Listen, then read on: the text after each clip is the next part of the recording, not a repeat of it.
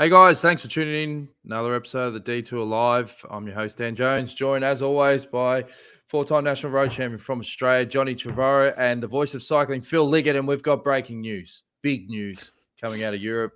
Iffy, you're the news hound, taking over from Ronnie Reid. What's happening? COVID. Not the same class, but it looks like 30 riders won't be starting today in the race that's about to start in Tour of Switzerland, including the race leader, Alexander Vlasov. There he is there, Bora. So the entire UAE team, most of the EF team, Alpecin. I mean, it's serious stuff, including Ineos leading rider in Adam Yates. It's gone berserk. Also in the Tour of Slovenia, quite a few are out in that as well. So, it's really putting pressure on only weeks out from the start of the Tour de France. And most of these guys were guys heading for the Tour de France. And a lot of them may still get there. It depends on how bad they get it and how quick they get over it, I guess. Phil, you've covered so many versions of the editions of the Tour de France. The build-up, there's always a story, but here we go again. Well, this is my 50th tour, Dan, and it's the first time that we're in danger of losing it because of a health situation. I've been blown up by terrorists. Everything's gone wrong at some stage before the start of the tour, but never a case of ill health. And it's quite concerning. I had this conversation only with NBC yesterday, and they were saying that, we'll have to take it as it comes. The update John's has given us is news to me because it's only 10:30 here in the UK, and I haven't checked in on the situation yet. But I presume Pogacar is still okay, but it is a worry.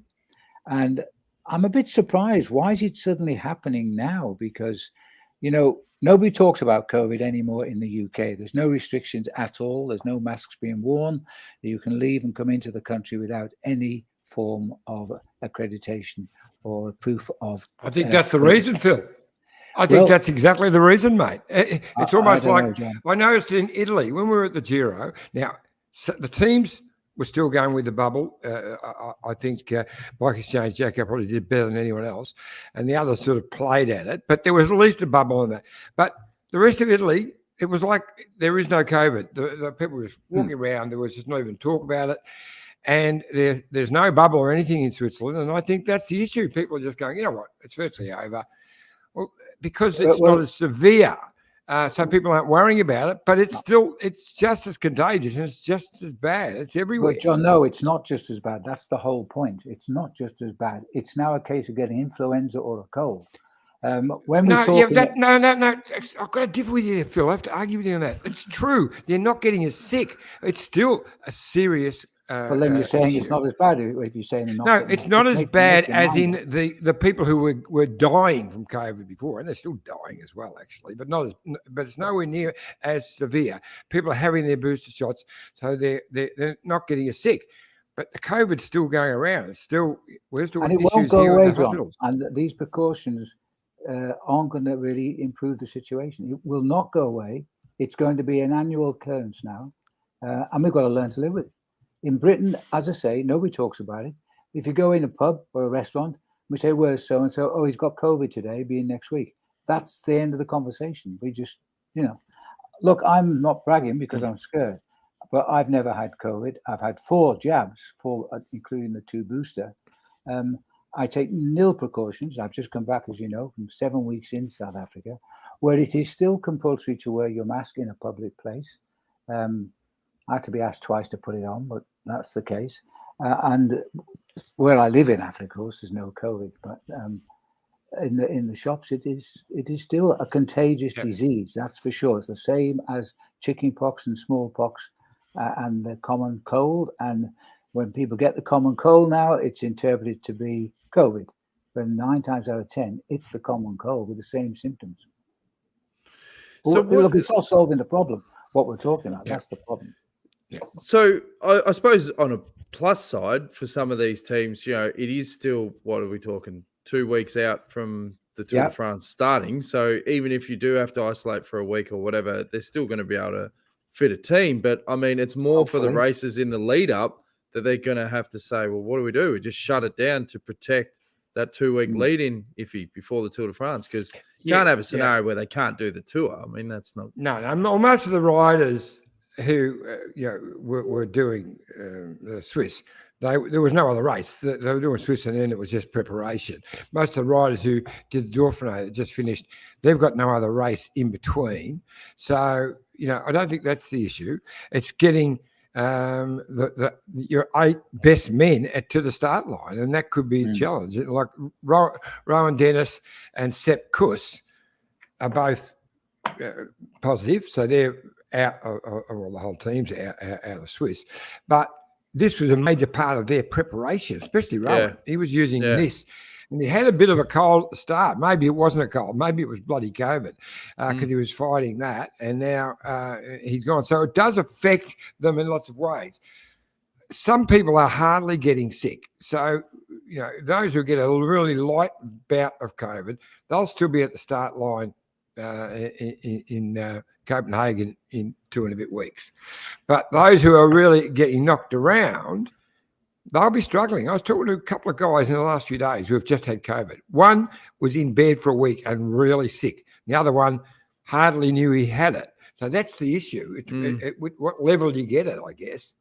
I suppose, Phil, as well, we spoke to Jai Hindley the other day, and it was about, particularly in the last week, how nervous he was, thinking, geez, getting COVID, and we use the analogy of Stewie, 20K to go on Roubaix, he's just worried about a puncher.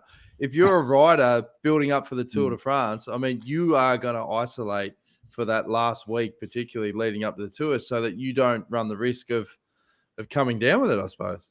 Yeah, absolutely. I'd be very, very frightened indeed. And when you're in the pack, of course, most of the guys are in their own little bubbles, but somebody from the outside might speak to somebody from the inside, and then it starts to rip through the peloton, which is probably what's happening. Might be contracted up with the milling around at the starts and finish lines. But the only difference between a puncture and getting COVID is you haven't got to spend 5 days in quarantine if you get the puncture. But on the other hand, it is a problem, and I see what you're saying, Dan. I'd be very worried now. And if I was the organizer of the tour, I'd be also very worried. They'll be planning protocols for sure now. Because they're going to release them. We were told, I reckon the bubble will be back. The bubble will be back for the tour. It's going to make the job of getting interviews a pain in the butt. It is. Yeah. I think I might request not to go to give Denmark, you some tips, go back mate. to Give you some tips. We're going to have to get one of those interview sticks. That's the budget gone. That's it. A couple of live comments. Wendy Superfan, hi Dan, John, and Phil. G'day, Wendy. Richard says John will have to pull his shorts on for the tour at the rate the riders are falling. Jeez, that's a big call. Karen Jones says, correct, Phil, I'm with you. It's a cold and we need to learn to live with it. If you're unwell, stay at home. Simple. And Jared Davidson says, nice to have the A-team back on the podcast. It is the A-team now because Trish is in the background. Go, Trish. Trish just right in the background. How was your trip? Because obviously we were spewing that we couldn't get over to Quebec, but you did send through a few photos, Phil.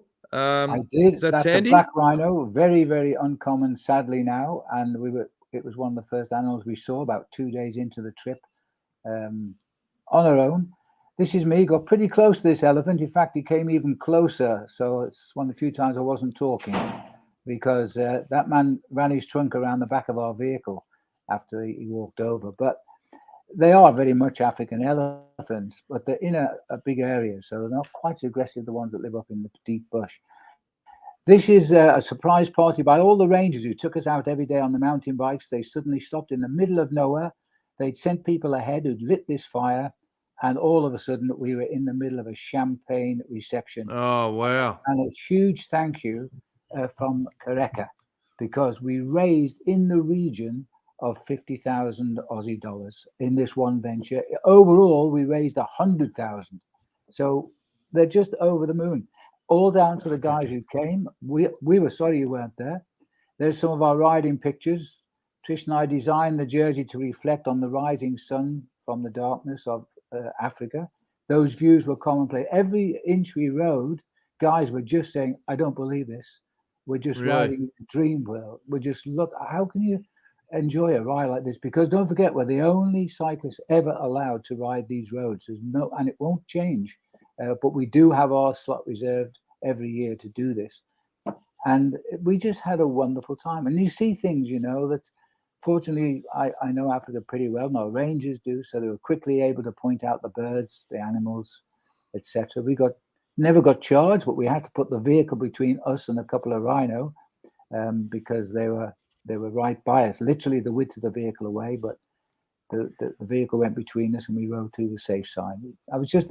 It was so special. That's awesome. Yeah, awesome. Yeah, we'll be there next year, mate. We'll be there. I hope so. Well, the dates are in place, except I've forgotten what they are. Oh, 5th to the 11th, Trish has reminded me of May, slightly later, but you do have the problem again of the Giro, John, and thank heavens you didn't miss the Giro this time. No. Yes, it was definitely a good one to be at, mate.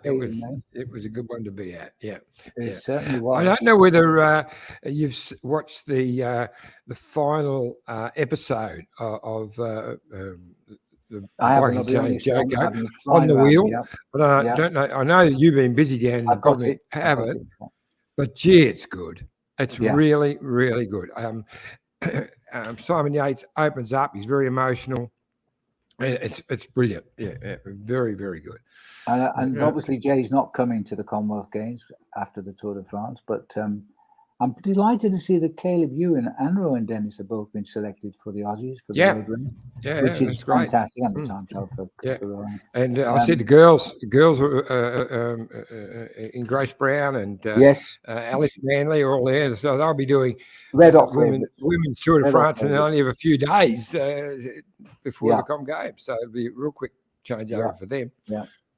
So they haven't got far to come to Birmingham. That's all right. That's the good thing. Until they get through customs and immigration. Oh, they will, of course, because they're Australian passports. You try getting through when you're a British passport. They don't like us anymore after Brexit. Oh, yeah, the old Brexit. What, in Birmingham? Don't like you in Birmingham? No, in Britain. If we're coming back from the tour and a British passport, that line over there, sir, they're aliens now. Yeah. All right, well, we're going to take a quick drinks break. When we come back, plenty more chat leading up to the Tour de France, so stay tuned. Look at this bike. You think it's just a bike, right? But it's not. It's a bike 374 people are looking at. This guy, this girl, them, all looking at it. People from here, there, and wherever this is. People that are looking for a bike. Or just a piece of it. Amateurs, semi-amateurs, and pro-amateurs. This guy wants this bike, but with this crank and these bars. This could be the perfect match. But not this one. This girl has a bike to sell, and thousands of people might purchase it. Eyes on Bikes help grow small businesses. His, hers, yours, and the latest data and insights help those businesses keep moving. We are the world's #1 bike marketplace, with over 500,000 products and 900 brands, where buyers and sellers are brought together in a place where a bike is never just a bike. Bike Exchange, where the world buys, sells, learns, and rides.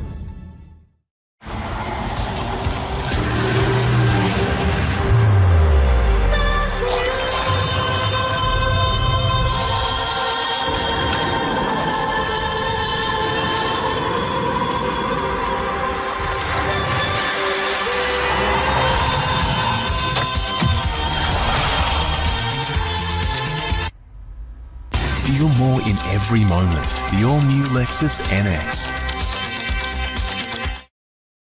Thanks again, Bike Exchange, Lexus of Blackburn, Iffy, and of course, the Lexus of Blackburn Bay Crits.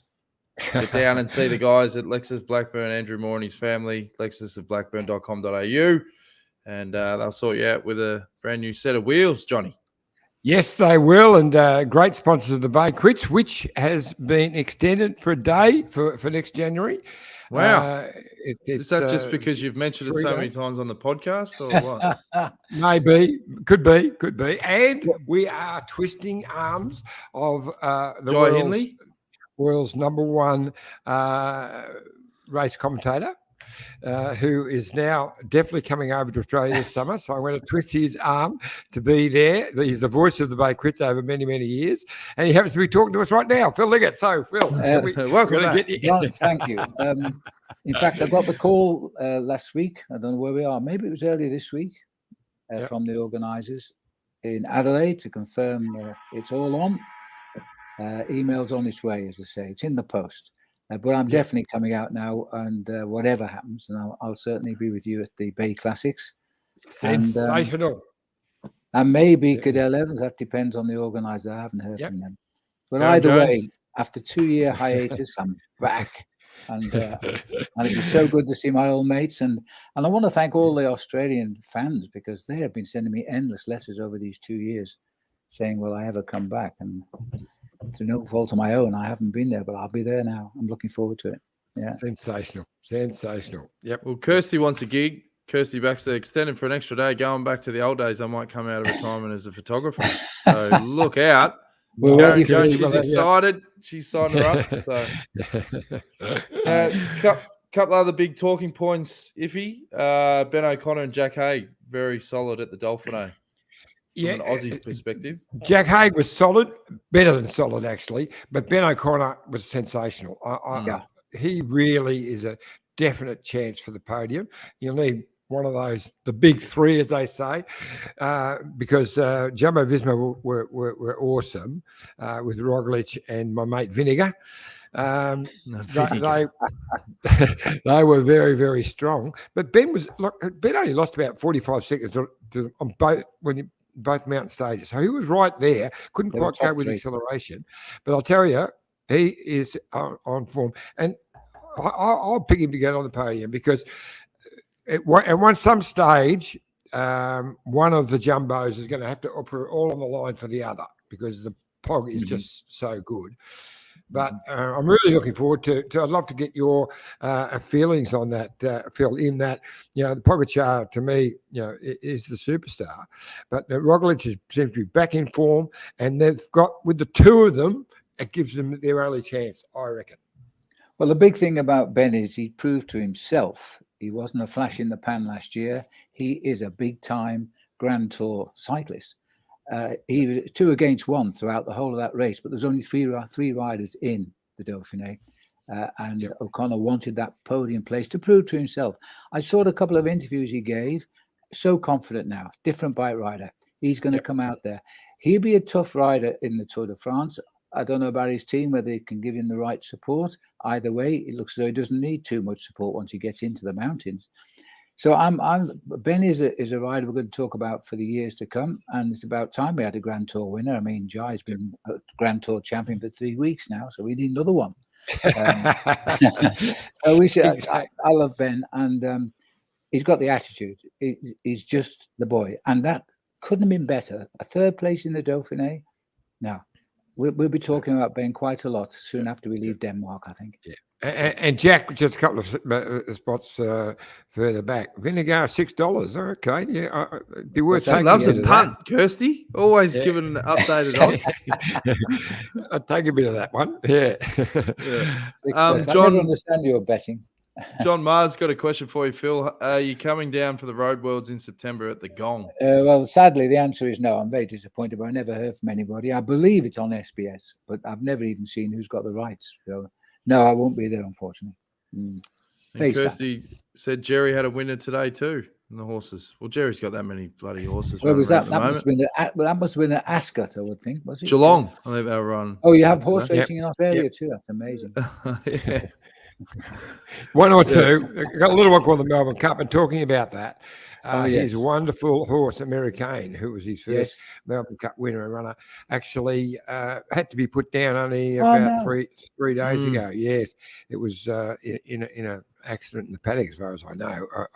Someone told me today. I sent a message to Jerry, but I haven't spoken to him about it yet. But he'll be devastated, because it was not just a great horse siring a lot of good horses. It was a beautiful horse. Matter of fact, the most beautiful horse that I've ever seen. It's just in the totally 100% agree. Yeah, just gorgeous. Jerry took me out to see Americain soon after he'd done the job, and they put him in the training trotting, whatever they call it, running track. Yeah, I remember it well. I was with you, Phil. Came back. Yeah. Oh, were you? Oh, that's strange. I don't remember you being there. I remember that. On the trotting track, the jockey came back and he said he just had to hold the horse back, otherwise he would put the other horses to shame. Not a good idea when they're all training. And I remember the image of this beautiful black horse.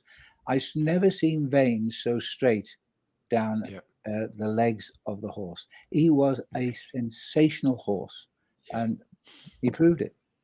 Mm. The only other one I would think of is Black Caviar, of course, but that's been a long time gone. Yeah, Black Caviar had a huge legs, but wasn't near as big a horse as American was. I don't know. 18 you think you were experts on horses, wouldn't you, Don? Really, when you listen to them. When it comes to backing them, I'm even worse. So there you go. Me too. In other cycling news, Slovenia, obviously Dylan Groenewegen, we were talking with Luke Durbridge the other day about how they ganged up on him at the Dauphiné, but he's come out in Slovenia and pipped them. He has. He went really well. He won stage 2, and really a very strong sprint, and beating what's his name, the Norwegian, can't think of his name. But it was a really strong sprint. Patterson was third, I think. The other.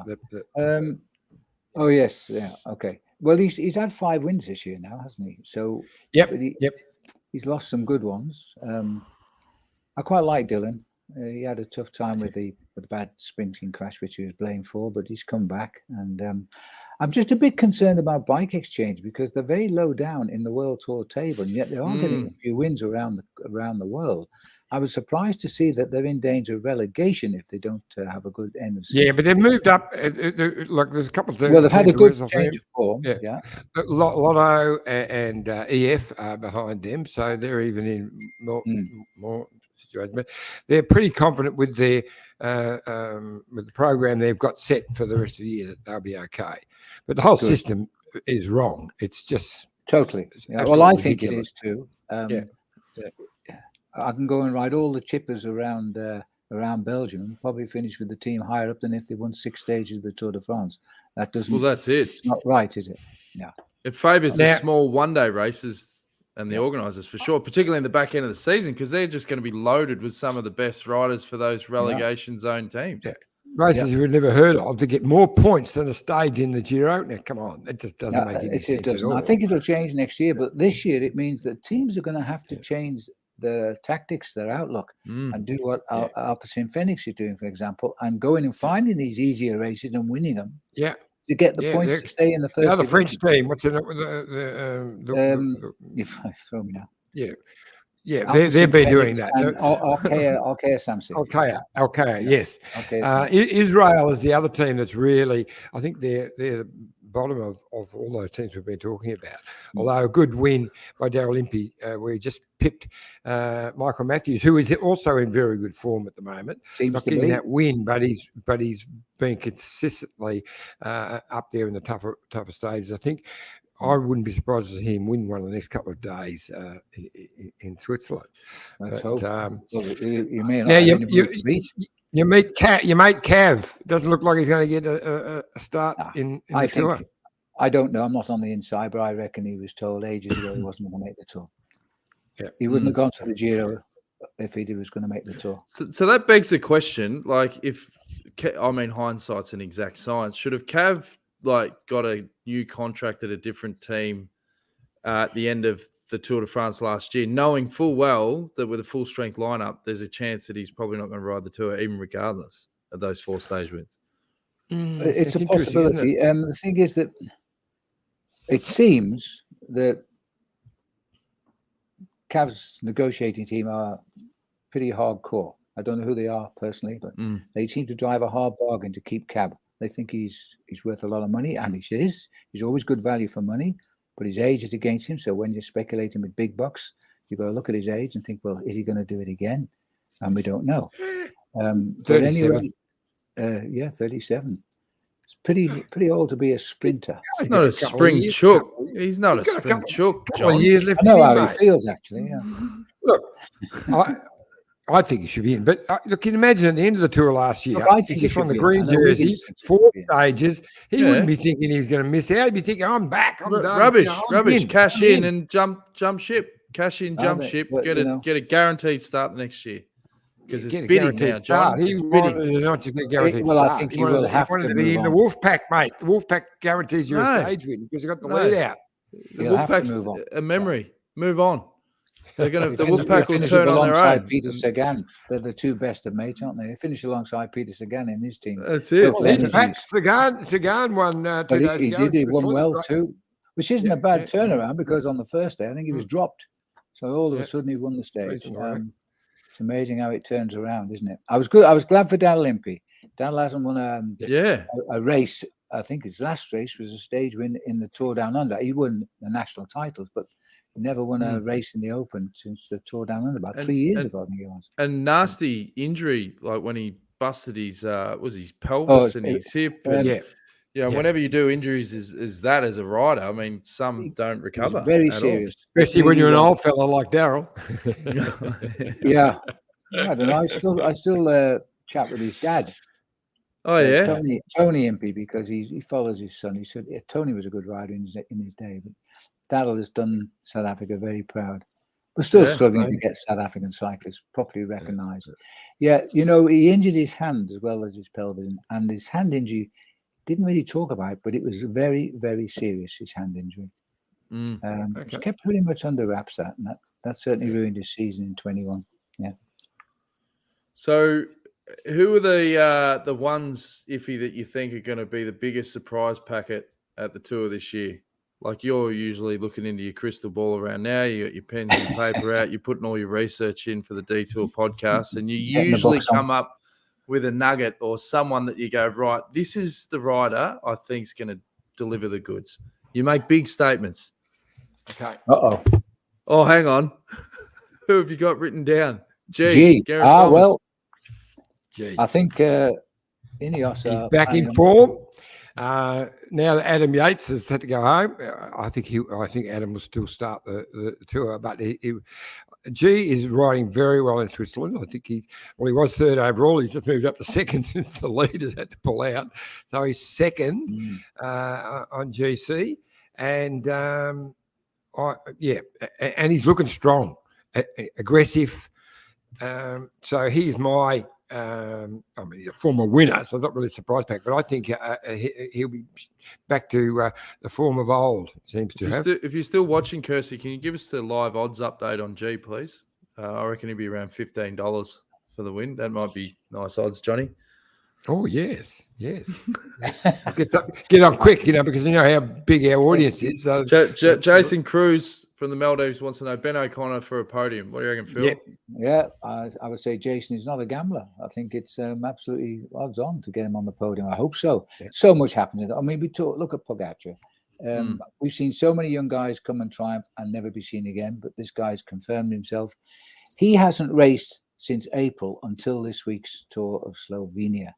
That guy's being nurtured because he's still so young. They're not over-raced him whatsoever. The biggest problem for the riders with Pogacar is he's just a cycling enthusiast. He can't wait to race. And he looks like a man not considering the tactics. When he feels like it, he'll have a dig and they'll think, oh, no, he's gone. We got to react. And it wasn't part of the scheme. And he hasn't got a weak spot. I don't think he has. Weakness. He can make mistakes and possibly misjudge his effort, but no, he hasn't got a weak spot as such. No. He's the favourite to win. $26. Wow, that sounds very good. Is that very good? 100 on that. Carapaz. Well, Carapaz 21. Well, he's not riding. He's not riding. I wouldn't put anything on Carapaz. His odds will be a bit shorter for the Vuelta. Yeah.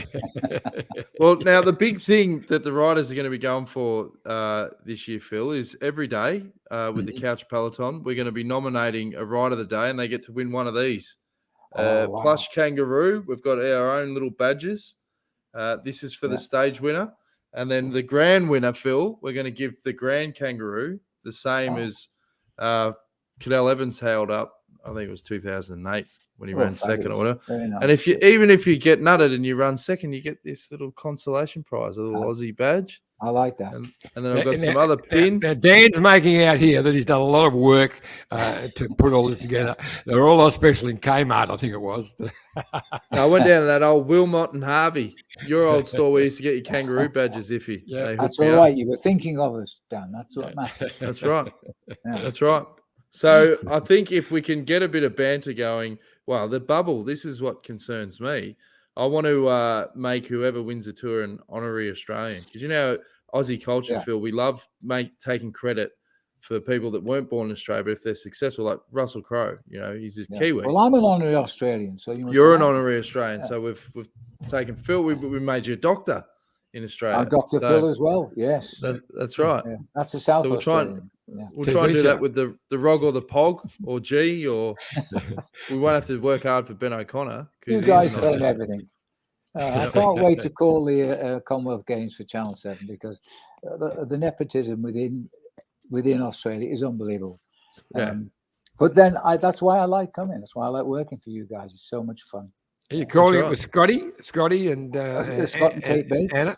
No, Kate Bates. Anna's got the top job. She is the general manager of the Commonwealth Games. Of course she is. Of course she is. That's not just the cyclist. She wrote to me and I did a video for her to talk to the team the other week. And Anna's an absolute natural commentator, but you know, that's a big honor for her. That. Yeah, no, fantastic. Yeah. Before we wrap things up, Phil, have we got any campaigns?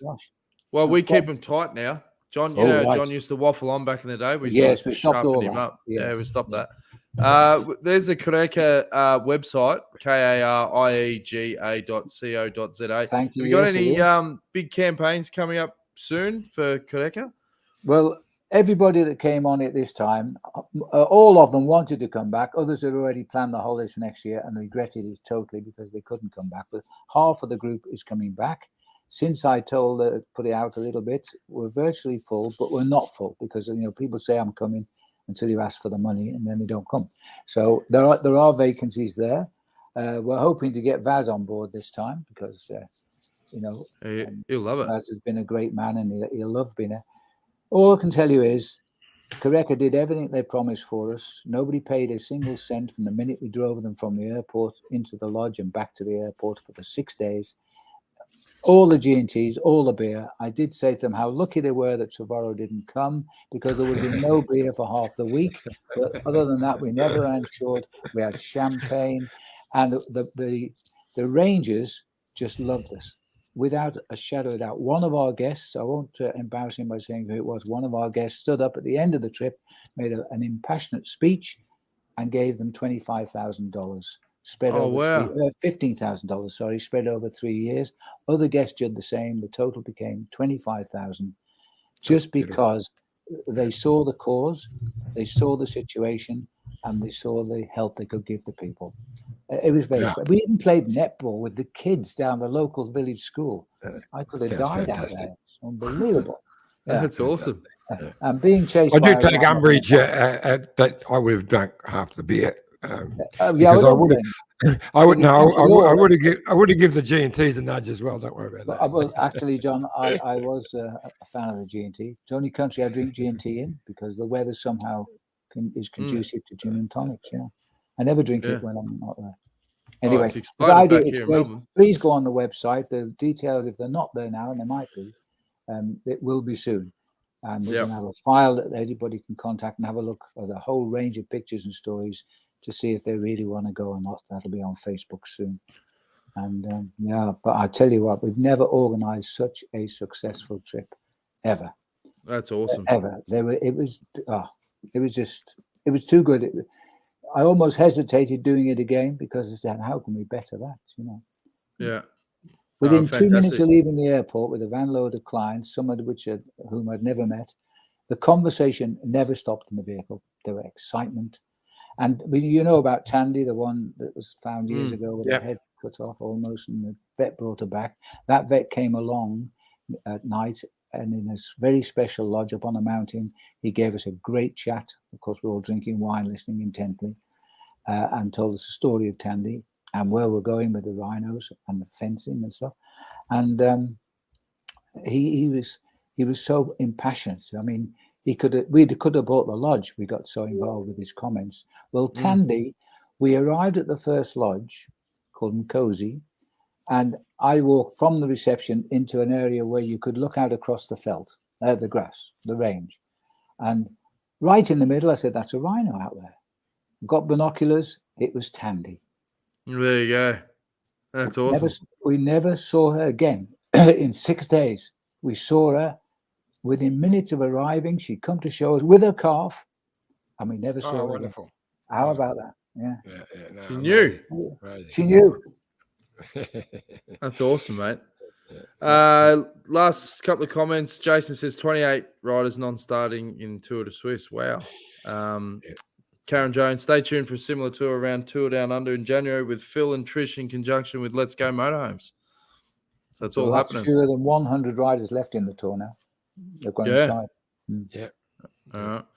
I see that Demar won the La Route d'Occitane. Occidental, yeah. And but he's not riding tour. I thought. I didn't know that. No, they said he's not riding the tour, which I think is crazy if he's going that quick. The French will be upset about that because he had a fantastic Giro. Maybe that's why. Yeah. All right. Well, thanks for joining us, Phil. Really appreciate it. It's always lovely. Great when you and for once in my life, I can show you the better day than in Australia. I don't know if you can see the window out there. Can you see the sun? Yes. You can see the reflection of the leaves. You're going to have to blow the cobwebs off that factor 15, mate. Slap it on. It's a high today of 33 degrees. And you won't believe the news. You'd think we're going into a boiling inferno. The way they put it on the news with all the disasters which are about to descend on us. I can't wait to get out there with my shirt off. Well, I saw it was a headline on our news. You're going to get 32 tomorrow. They're all worrying about people dying of heat stroke. Exactly. Now, when you come to Africa, that's a pretty regular temperature. Put your jumper on. Well, that's exactly what happened in Koreka because we're into just the end of autumn. Pretty cold in the morning, chilly when we go out on the mountain bike at 8 o'clock. Within minutes, we were nice and warm. And within an hour, temperatures were soaring to 25 to 28 degrees. And this is their winter approaching. Wow. And they all had anoraks on. All the rangers wearing anoraks because they're so cold. Yeah. I said, hey, man, this is the height of our summer. This is great. And Annette Miller says Bahrain, Alpecin, UAE pool teams from Swiss. So they're all that's another one gone. Yep. Which it's looking very sad. I feel sorry for the Tour de Suisse because that is a fantastic organisation. Oh, yeah. They expect it when it's Swiss, but it runs like clockwork. Did I say that? Runs like clockwork. Remember when Cam Meyer won a stage there and he got this big Parmesan cheese Swiss wheel? Oh, it was awesome. That's the best thing. Probably you didn't have any of that though, did you, Dan? No. Oh, absolutely not, mate. Yeah, the whole lot. Yeah, it's funny. My body's my temple. I've rode the Tour of Suisse a couple of times, but the last time 81 with Safir, and they've got an old Safir riders website, and they've been popping up a lot of photos back from that 81 and 82 Tours of Suisse that we rode, and it's been great to remember and reflect on some of those. Yeah, great times. A wonderful race, actually. All right, good stuff. All right, I said before we've stopped John from waffling. I tried wrapping this show up about 10 minutes ago. You did very well. It was exactly 10 minutes ago on my clock. Yeah. All right. Thanks, Phil. Thanks, guys. Remember, subscribe, youtube.com/the Detour Podcast. Appreciate all your support, and we'll see you again soon. Cheers. Bye, everyone. This is the winning ride on the Tour de France.